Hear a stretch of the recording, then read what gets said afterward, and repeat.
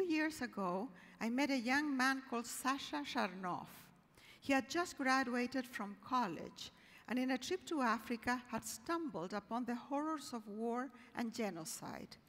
In a refugee camp in northern Congo, he saw hundreds of victims of the massacres in Rwanda who had survived atrocities that were hard to describe and were treated terribly in the camps.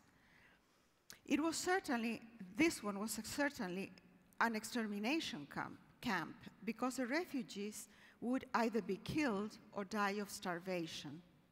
There he met Rose Mapendo, a Tutsi widow who had witnessed her husband being tortured and killed.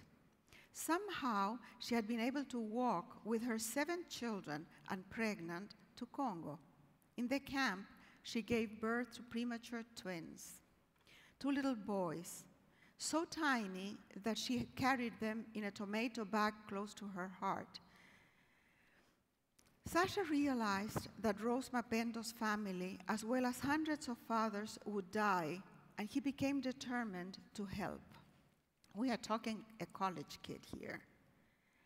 He had no money, no influence, contacts, or power of any kind, but he had the heart of a lion.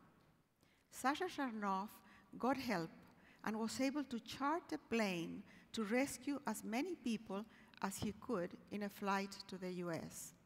Eventually, Rose Mapendo and her family were established in Arizona, where they have prospered. Meanwhile, Sasha created a foundation that he called Mapendo, which in Swahili means great love, and dedicated himself fully to rescue victims of violence.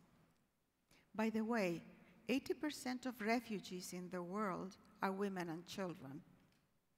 In the following years, the foundation grew and expanded its reach.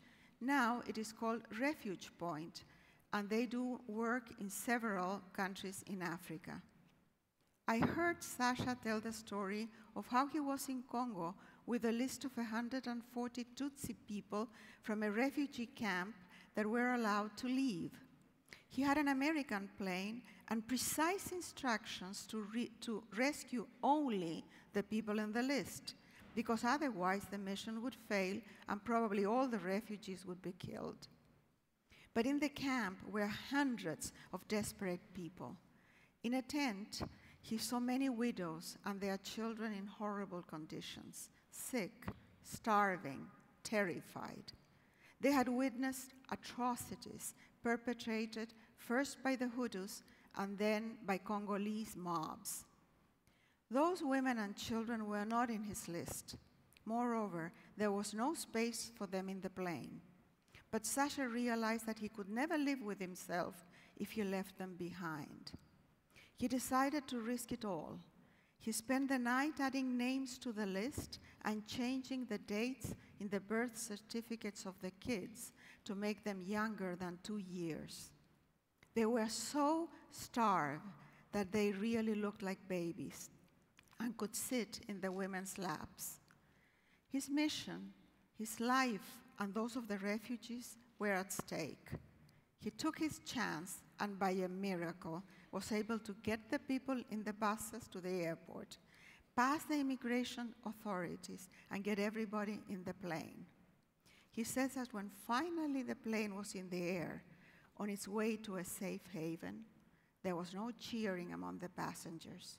There was an eerie silence. He realized then that everybody was crying for those who were left behind.